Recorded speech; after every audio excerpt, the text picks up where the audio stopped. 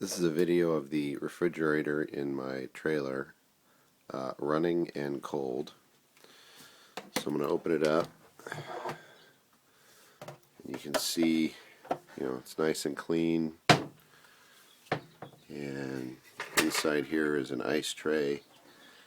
And this is just since last night.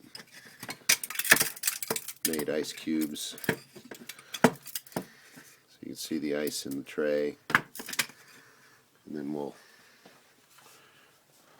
show you the thermometer here.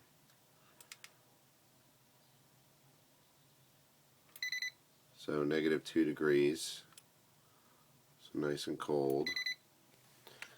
And I'll show you the bottom fridge. Just put a couple of bottles of water in here. So we'll shoot one of the bottles of water.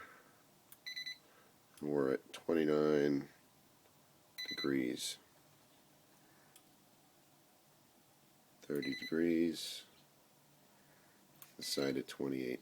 So you can see that the refrigerator works nice.